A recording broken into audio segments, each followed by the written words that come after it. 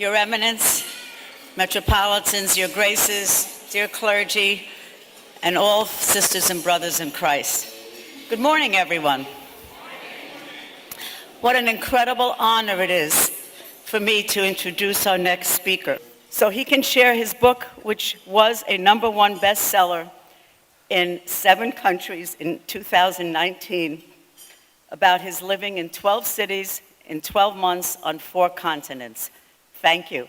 I want to take you on a trip around the world, a modern-day odyssey by a guy named Phil Nicozisis, not Odysseus, but it's a modern-day odyssey where I lived in 12 cities in 12 months in 10 countries on 4 continents with 48 other people who were strangers on day one, and them, like me, ran their businesses and held their jobs from their smartphone and their laptop. Welcome to Have Laptop, Will Travel, 12 cities, 12 months, Memoirs of a Digital Nomad.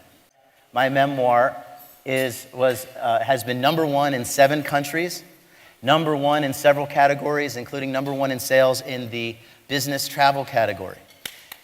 Thank you. They say that writing a book is the hardest thing and the closest that a man will come to childbirth. It should come as no surprise, therefore, that I dedicated my book to my parents. I read the audiobook in my own voice for 9 hours.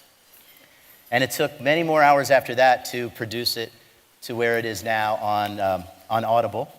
They say that travel is the only thing you buy that makes you richer.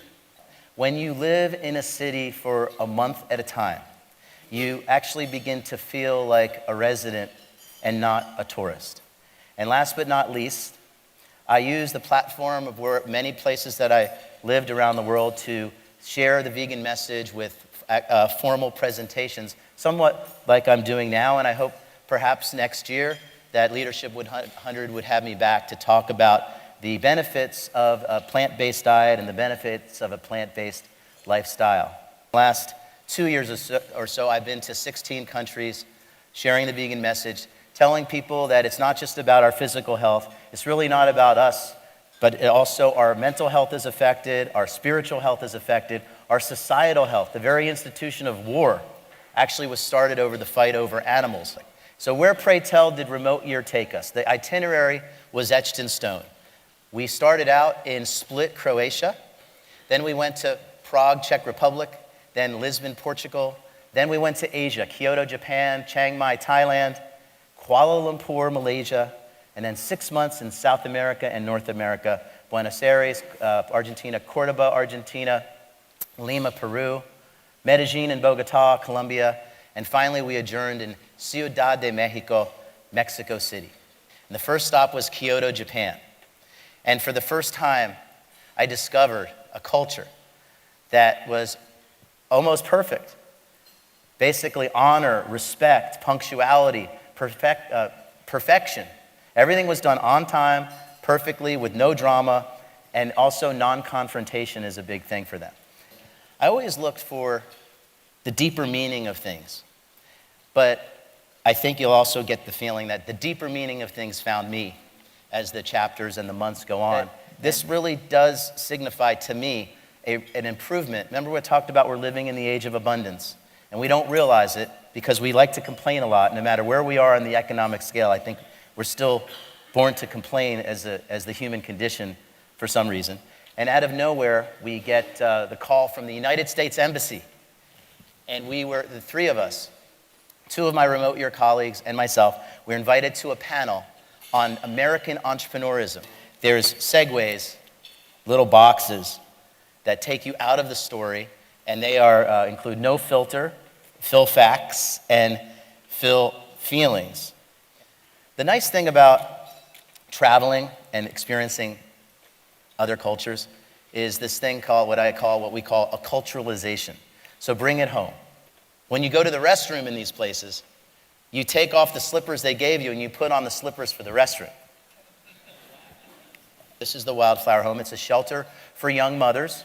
And the way that they wind up there is because they get kicked out of the village, not because they're unwed and it's embarrassing, but it's actually superstitious reasons. The village heads believe that it would bring unlucky situation, maybe have a bad harvest. So they get kicked out and they go to the wildflower home. And so I noticed that they were cooking some of their food, and I said, well, they were cooking the mung beans. And at Hippocrates Health Institute, which is just 11 miles away from here, they tell us that you shouldn't cook the food. Now, I'm a vegan, not a saint, so I do eat some cooked food. And but without exception, though, when you cook the food, you kill the nutrition. And also understand that we are the only life form out of 8 million life forms that cooks their food. It's just kind of strange, but we do it. And the head nun, I think, picked up on the idea that it was definitely cheap and that they could have nutritious food for the children.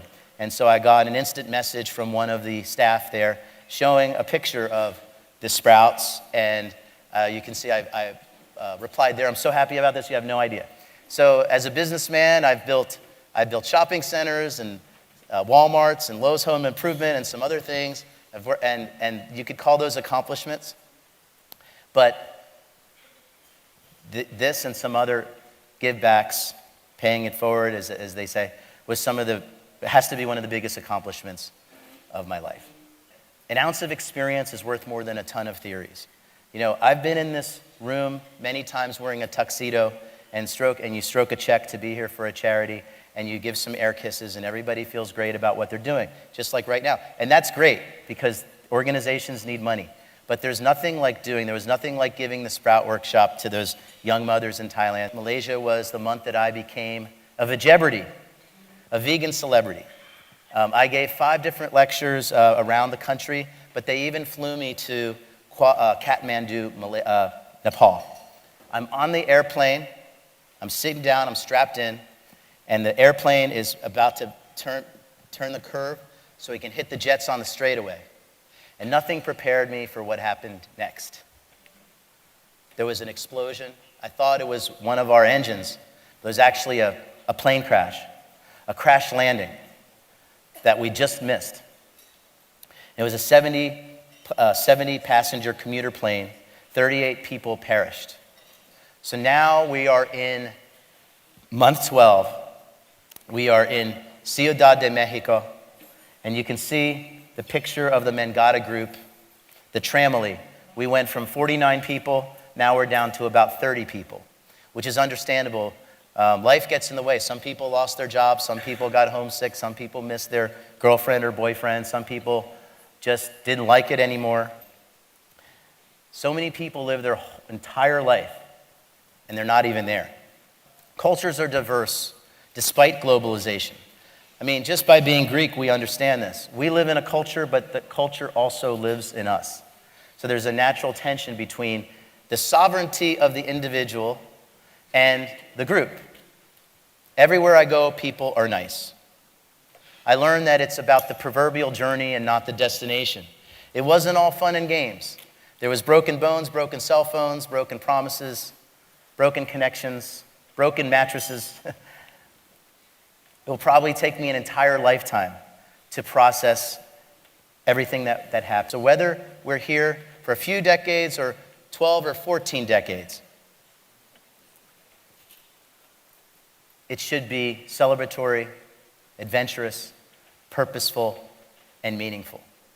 And so I wrote this book not to